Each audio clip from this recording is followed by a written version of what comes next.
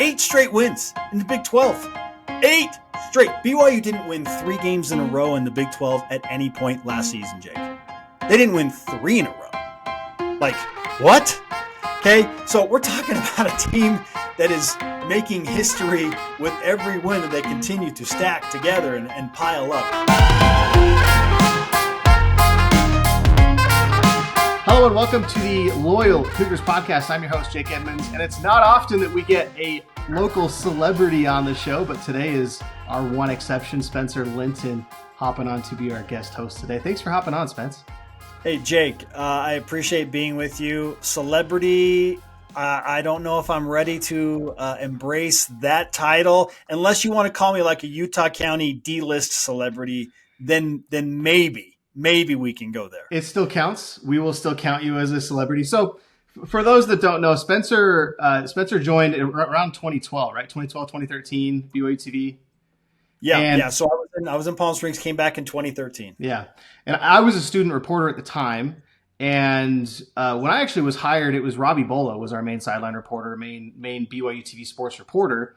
And when he left and they were hiring you, I remember like for the longest time, because we didn't know who they were going to hire, we were just calling you or whoever they were going to replace Robbie with we were just calling him the new Robbie or Robbie replacement.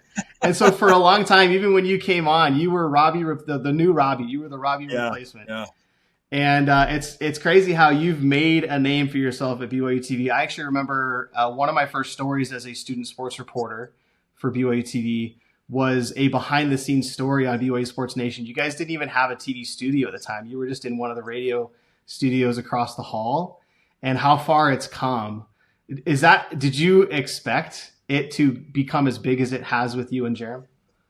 I think everybody was hopeful that it would take off, and we knew that the BYU fan base was rabid and that there was room for it because there wasn't at that time a daily sports show being produced by BYU TV and BYU Radio, and people had been asking for it, and SiriusXM had come in and said, look, we feel like there is a clear interest. Can you produce more sports content? Can you do a daily show?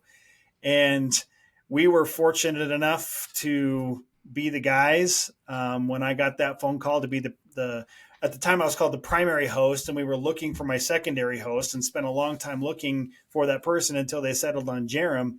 But we knew that they were taking a risk, and when we said yes, obviously we were going to say yes.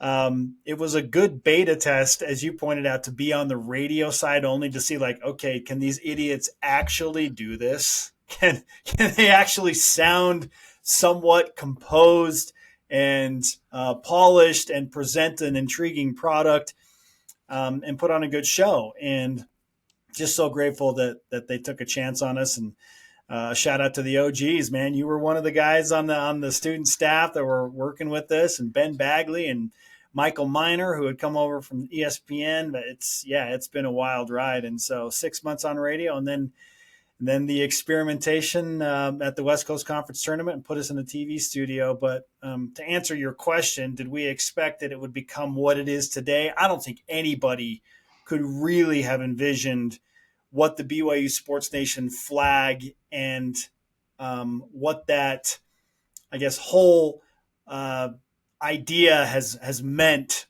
for what we do here at BYU TV, because now it's the BYU Sports Nation phrase kind of it is at the front of everything. All our game day shows, our post game shows, obviously the daily show that we do, and they've just kind of gone all in on that. And so we're humbled, we're grateful, and just really, really thrilled to be where we are and covering BYU athletics in the Big 12 at a really, really entertaining, fun time. Yeah, and I think I speak for all BYU fans when I say we're happy for you. I love that it's come as far as it has, and I love the success that you guys are having, and it's fun to watch. It's fun to see how far you guys have come. In the meantime, you guys, you're still going to these games. You're now, you're on the ESPN Plus broadcasts. What's it been like this season? You get kind of a bird's eye view of BYU this year. How has it been being along for the ride? Well, if you're just looking at athletics in general over the past year, and we'll throw in football Mhm. and what a wild ride that was to an 11 win season that was capped off by just a beatdown of Colorado. And, it left BYU in a really good place. And then there was the build up to basketball with one of the most intriguing off seasons in BYU basketball history, if not maybe the most intriguing because of the Woj bomb that brought Kevin Young to BYU as a guy that was an NBA head coach in waiting, and now he's leading the charge. And then immediately how he's putting together his roster and his staff and bringing in Yegor Demin and then you throw in Cannon Catchings and Mihailo Boskovic, and they get Keba Keita in the transfer portal. And it was wild how that all happened so fast on top of landing AJ DeBonsa. So it just feels like every day there's something new and big. And I often just talk to myself and I'm like, oh my gosh, BYU just went 11-2 in football and finished in the top 15, and BYU basketball just finished tied for third in the Big 12 conference on the men's side, and they didn't even have AJ here, but they've got the potential number one overall NBA draft pick coming to Provo. Like what world is this where BYU's NIL and like the money behind it is almost, it's being lauded, but it's also being like criticized. Like we are in a world where people are like, yeah, but you can buy all the players you want. Let's see what you got. I'm like, this is BYU we're talking about. They don't do this. Yeah. They don't, but they believe in Kevin Young. And I love that. I love the excitement behind both programs and the coaching staffs and the investment to take BYU to another level. So it's hard to answer that question. Like, what has it been like? It has been shocking in so many ways, but it's been like a pleasant type of shock, like almost like a surprise birthday party once a week, where it's just like, oh, this happened too. This is incredible. Yeah. Okay, yeah, great, bring it on. Yeah. So it's like an ongoing surprise birthday party. Yeah, you know your team is having success when other teams are making excuses for that success, like paying for players. You know you've made it when you're getting that talk. So just to give people an update, BYU is ranked 17th this week in the AP poll, the highest they've been ranked this season. Lunardi actually jumped them up to a 5 seed in bracketology. Who would have expected that after BYU lost to Utah a couple months ago? 5 seed playing UC San Diego in the first round. If they win that game, they would play the winner of Wisconsin and High Point in the second round. Jerry Palm has them as a 7 seed playing Arkansas, and then On3 Sports has them as a 7 seed playing Vanderbilt. But I think worst case scenario, Spencer, you're looking at a 7 seed, maybe an 8 seed if Sunday play becomes a factor. But from where they were earlier in the season, I would take a 7 seed. I would for sure take a 5 seed. Yeah, and we're on the heels of BYU, punctuating an 8-game win streak that included an improbable double overtime win, roller coaster ride in Ames to win in Hilton Coliseum, and then taking care of business on their home floor against Utah. So BYU is now being talked about by any and every national college basketball pundit because of who they have beaten and how they have done it. And to double down on what BYU has done, yeah, you won at Arizona and Iowa State. Those are the two headliners. Those are the ones that made everyone's eyes pop and go, whoa, okay, what's BYU doing right now? But BYU in this streak also gave Kansas their third worst loss in program history, a tie for anyway. They also ended Kansas State's 6-game win streak when Kansas State seemingly couldn't lose a game. And then BYU started the win streak at West Virginia, which according to Ken Pomeroy is still one of, if not the toughest place to play as a road team of anywhere in the country based on what the Mountaineers do on their home floor. So just there's so much quality in the 8-game win streak. And I think that's why BYU fans, myself included as a person who covers them and as a broadcast personality on the BYU side, well, there's some frustration as to why it took a long time for a guy like Joe Lunardi to bump BYU up to a 5 seed and why Jerry Palm and some others still have BYU as a projected 7 seed. They just finished tied for third in what I believe is the second toughest college basketball conference in America this year, behind clearly the SEC, but I still think the Big 12 is the second toughest. You finished tied for third, and you've won 8 in a row, and you've just won those incredible road games at Arizona and Iowa State, and you're ranked number 17. How does any of that make sense for BYU to be a 7 seed, other than if BYU, let's say they show up on a 5 or a 6 seed line, but there are no Thursday, Saturday brackets that are accommodating for that, and that's how BYU slides to a 7 seed. But in terms of what they deserve, Jake, I don't understand how anybody looks at BYU right now and says they are not at least worthy of a 6 seed before you even get into the Sunday play consideration. Yeah, and I think as a BYU fan, and you as someone who's covered BYU for quite a while, I think that's just been kind of the BYU way, right? I don't think there's been a year where BYU has felt seeded correctly. I mean, maybe 2011, maybe that mock seeding with Yoli Childs and Jake Toolson, where they didn't actually play, but they still had their selection show. Like maybe those years, I think maybe last year, I think you could say BYU. But like typically BYU has been seeded fairly low when you consider expectations. I don't think there's been a single Big 12 team, and we'd have to do research on this, that has finished third in conference, tied for third in conference, that has ended up any lower than probably a 5 or a 6 seed.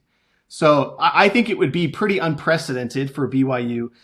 Now, could they lay an egg against an Iowa State, let's say in the quarterfinals, or if it's Cincinnati or Oklahoma State, if they lay an egg in that game, could there be a case made that BYU doesn't deserve a 5 seed? Maybe. Like I think maybe you can make that case, but I think the resume that BYU has, especially the way they're finishing out the regular season, you've got to consider that resume.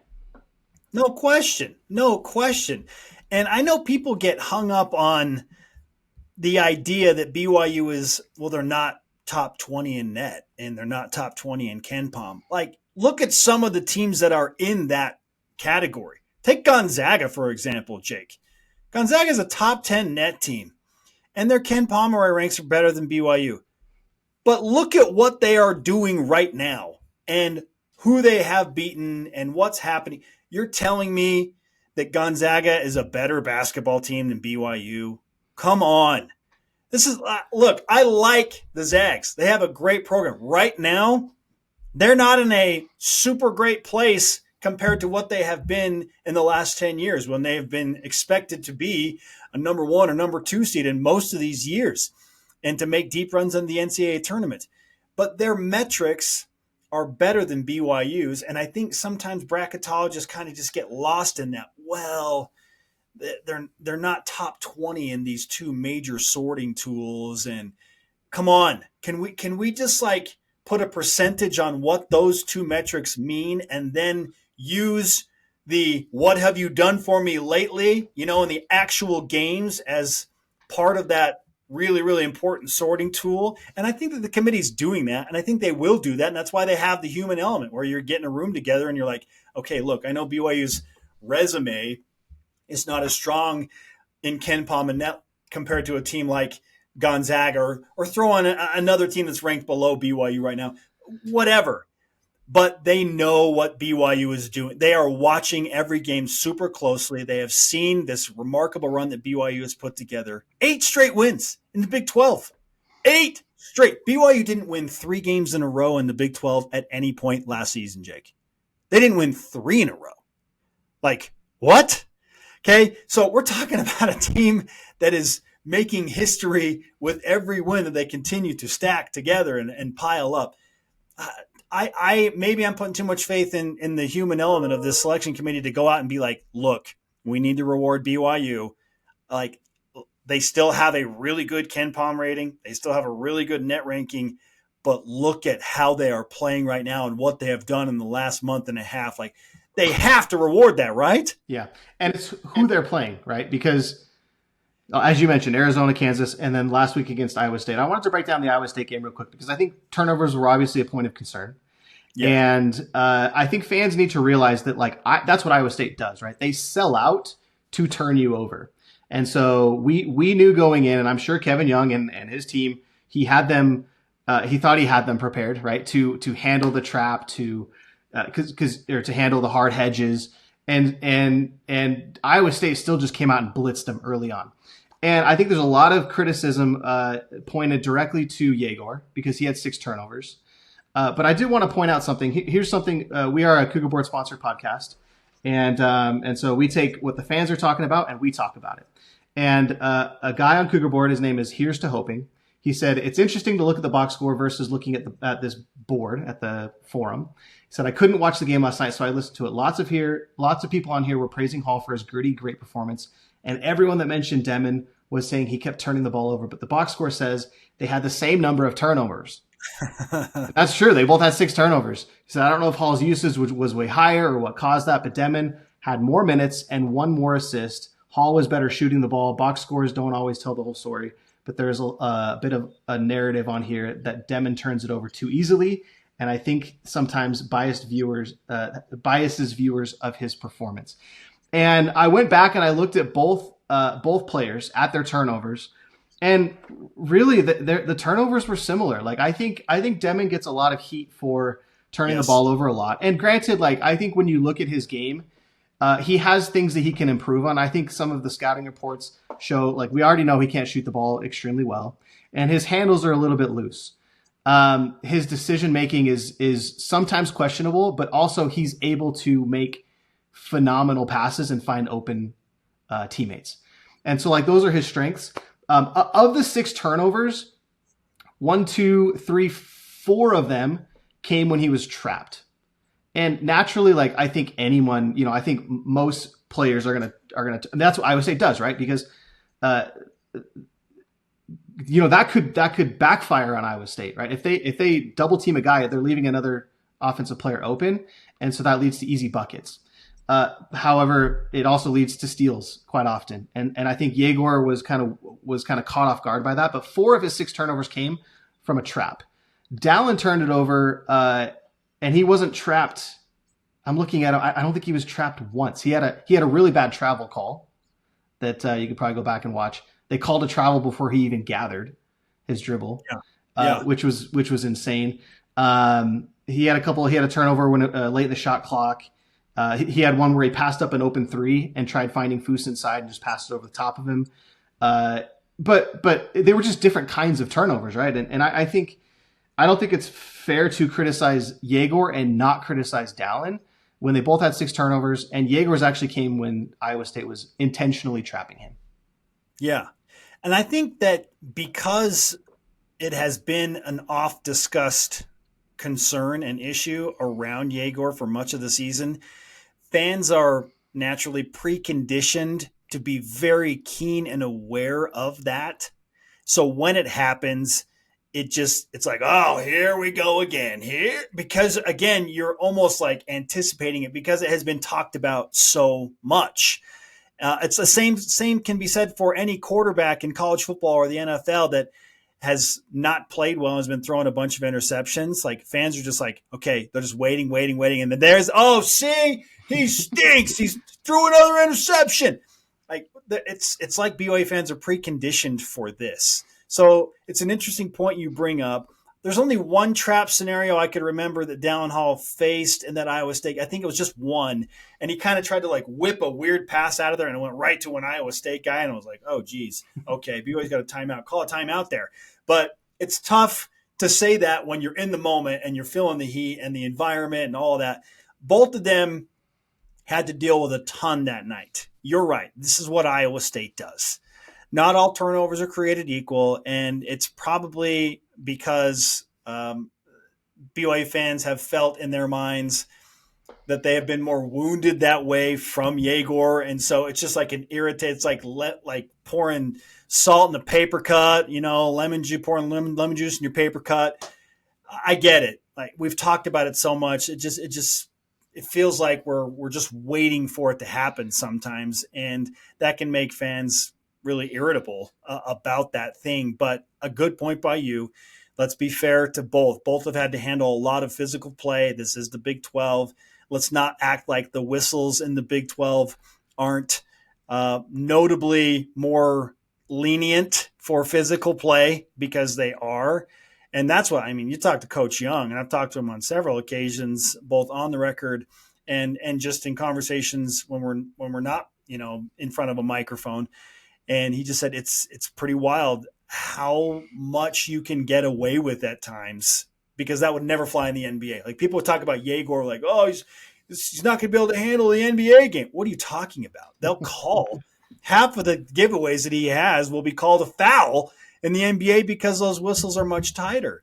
Mm-hmm. So it's an interesting dynamic, but I asked Yegor about it after the Utah game too, about how he's adapted to the physical play. And he has, to his credit, 19 years young. He's like, it's an area I have struggled and I need to be better. And I think I am doing better. But I know I need to protect the ball, and I need to be more strong with it. And I need to be more ready for that physical play. So he has adapted. He's obviously not going to be perfect, and Dallin won't be perfect. But come on, like that game specifically too. How many steals did Iowa State have? 17? Yeah. 17 steals. You're telling me there's not at least a handful in there that are like, okay, that should have been a foul. That should have been a foul. What are the officials looking at? How is that not a foul? So that's part of it too. Like, I don't feel like those 6 turnovers that they each had are fully indicative of how much Iowa State was getting away with on their home floor, because it's what they do. I'd probably say that at least a few of those should have been foul calls. But both I think have really, really adjusted well to the physical play of Big 12 conference action. I think that they're ready, they're mentally prepared, and they know what's going to happen in Kansas City, because guess what? It's more of the same. That they're all coming for Yegor because the film is out there, the idea is out there that he can't handle the pressure. This episode is brought to you by Aptiv. Aptiv believes that every home should be enjoyed. They tailor their pest control treatment plans to target pests when and where they're most active. Plus, if you see pest activity between treatments, Aptiv will return to take care of the problem at no additional cost. It's their way of making sure every customer is satisfied and every pest is controlled. If pests stay away, Aptiv is why. Visit goaptiv.com/loyalcougars or call 844-966-4787 and mention this promotion to get your initial treatment for just $29. That's goaptiv.com/loyalcougars or call 844-966-4787. Terms and conditions apply. Get home field advantage with Aptiv. Why should you have to choose between style and repping your team? Wood and Grail is bridging the gap between modern fashion and college fandom. Their hats and apparel are made with premium materials like suede and corduroy, featuring bold, unique designs that let you show off your team pride without sacrificing your look. Whether you're at the game or out on the town, Wood and Grail lets you do both. Check them out at woodandgrail.com and step up your fan game. Use Cougar Board for free shipping on any order.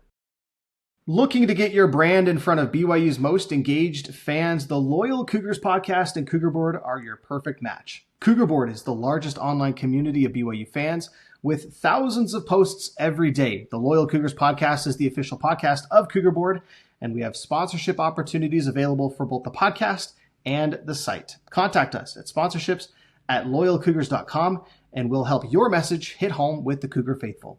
Again, that's sponsorships@loyalcougars.com. And I'll add, I think it's actually beneficial to BYU that was their problem in this game. And they won despite that, right? Because I think 29 turnovers is very much an anomaly. And it's an anomaly that you can control more so than probably other statistics in a game. I think you can choose to take care of the ball. You can put a game plan together, having just played Iowa State, to where you can take care of the ball better. You can anticipate those traps coming, and you can dial up offenses to kind of counter those. And I think that's important, because what BYU did well against Iowa State, you can also re-emulate, right? Like you can do that again, which is rebounding the basketball. All you need to do is put Kebakate on the floor and tell him to go get the ball, right? Like I think, and now if he gets in foul trouble, like you run into issues. But I think what BYU did well against Iowa State, they can do well again. And what they did poorly against Iowa State, they can minimize, I think, the next time they play. And that's important because as we know, BYU has a double bye in the Big 12 tournament. And the likelihood of them playing Iowa State is high, right? So Cincinnati plays Oklahoma State in the first round. The winner of that game plays Iowa State as the 5 seed. And Iowa State will be heavily favored in that second round matchup against either Cincinnati or Oklahoma State, which means their next matchup is going to be against BYU. And I wanted to ask you, Spencer, are you in favor of that matchup, or is there another team, maybe 5 through 10 that you would prefer to play?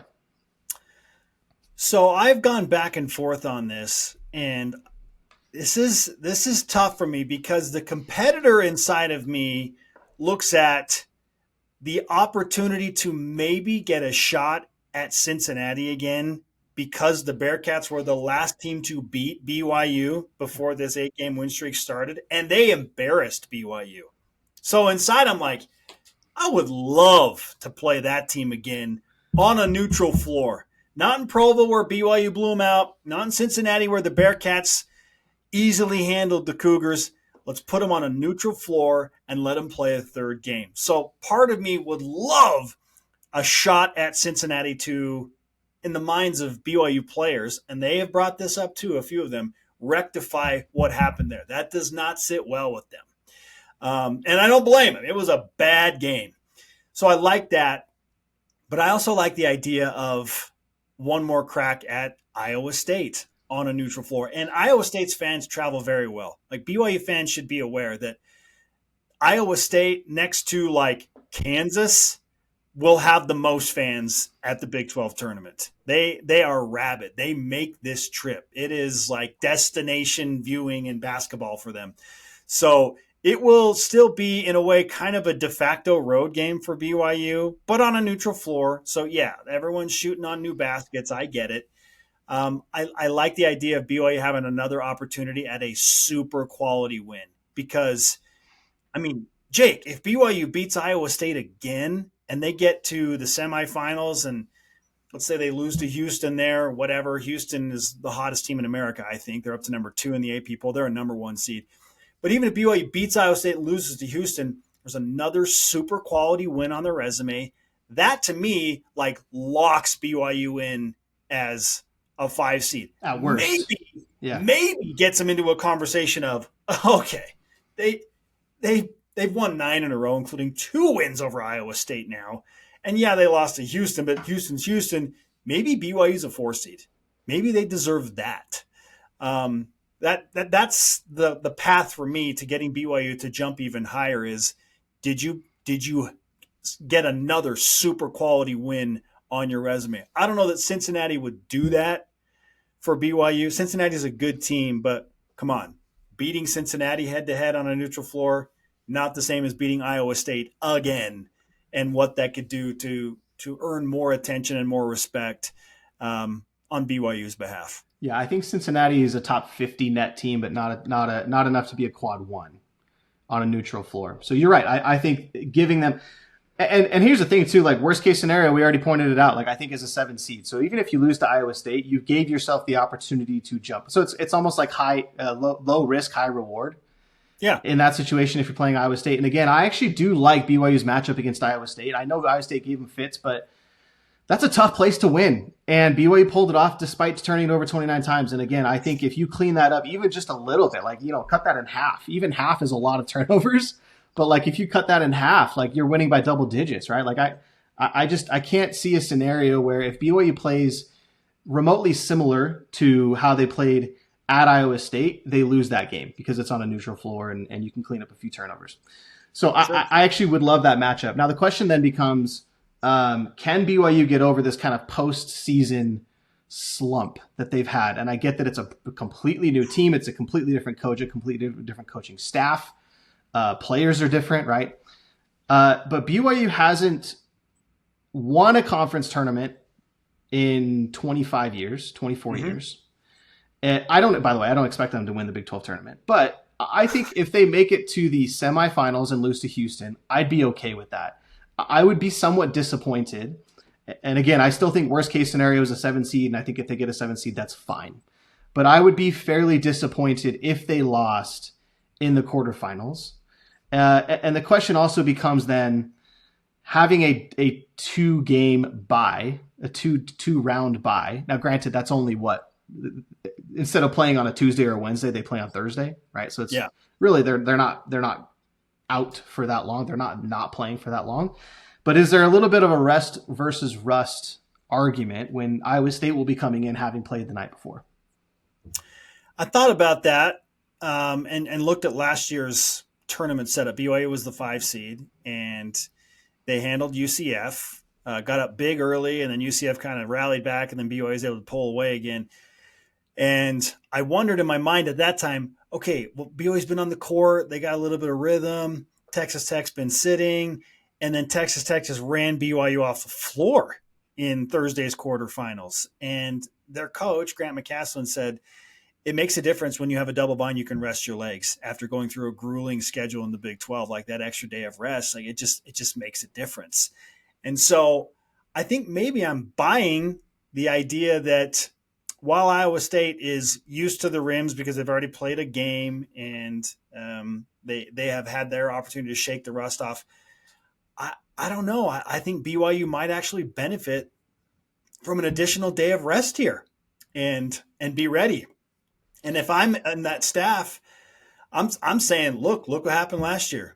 Look, we got run out of the building by a team that had a double bye. Let's do the running out of the building here. Let's take advantage of this rest. Let's scout. Let's kind of see get a close look at them on this floor and how they're going to attack and do the things that they're going to try and do to win the game and be ready. So I don't think that there's enough of a layoff, to your point, that BYU is going to show up rusty. We're talking 4 days, and they have to travel too. It gives them just another day to travel and kind of acclimate. So I'm actually liking that BYU will have the opportunity to rest their legs for another day and try and do what Texas Tech did to BYU last year on Thursday morning in a quarterfinal scenario of their own. Yeah, I agree. And I'll add to that, Iowa State's style of play is meant to hurry you up. They're not going to slow the pace down. They use a lot of energy, as we saw in the double overtime game in Ames. Both teams were exhausted. And so I think their style of play lends to needing more rest, and the fact that they'll have played the night before could actually be a detriment to them, to the point where maybe they're just a half a step slow when it comes to trapping the guard off of a screen or getting back to their defender or getting back to their offensive assignment. So I agree. I think if it is Iowa State, granted we don't know that, but if it is Iowa State, I think having an extra day off could actually be more beneficial to BYU. Either way, I'm just looking forward to it. I'm just ready for more basketball in Kansas City. Like, let's go. And I want a matchup for BYU. I want to see what BYU could do against Houston, because does it not feel like forever ago that BYU played at Houston? I mean, that was the second game in Big 12 play, or maybe third. I'm trying to remember what it was, but it was early. Okay, second game, you're on the road at Houston and get the doors blown off of you by a team that I believe might win the national championship. They're so good. Yeah. But just to see this rise from BYU, because this feels like an entirely different BYU team right now for obvious reasons than what they were when they went to Houston in the Fertitta Center. Like them matching up on a neutral floor, like what can BYU do against that team? I just want to see what it would look like. So maybe that's why I want to win this game, or want BYU to win this game on Thursday, I should say, more than anything else, is to just get another crack at Houston just to see where they stack up this time around. Because I feel very confident that BYU is not going to be losing that game by 30 points. Yeah. Yeah, it'll be a good barometer as BYU goes into the NCAA tournament and plays against similar competition. And it'll be fun to watch. I'm jealous that you get to experience it firsthand, Spencer. And are you going to be there firsthand? So Jerem gets the nod this year. Oh yeah, I've got some conflicts back here, but I mean, look, I'm not going to complain. I get to travel to all the football games. I've been at so many basketball games and basketball tournaments, and I've done my fair share of traveling. But Jerem will be boots on the ground in Kansas City, and then the week after that, I'll actually be in Dallas for the Big 12 Combine with BYU football. And this is why I need BYU to win their first-round NCAA tournament game on Thursday, okay? Because when speaking it into existence, then I will rejoin the team for their second round matchup in the round of 32, wherever they are. Hopefully it's Denver as a 5 seed. Okay, well, I'll be jealous of Jerem, and I'll be jealous of you when they win in the first round. Okay. Either way, we're rooting them on, and I really appreciate you hopping on, Spencer. Obviously, with your busy schedule, it's always a pleasure to be able to chat with you and have you on. So thanks for joining. You bet, man. Good to reconnect with you and get the band back together in a way. The OGs throwing it back to 2013 at BYU TV. Yes, and I guess this is new Robbie signing off. Signing off. All right, that's Spencer Linton. This is Jake Edmonds. You've been listening to the Loyal Cougars podcast. We'll see you next week.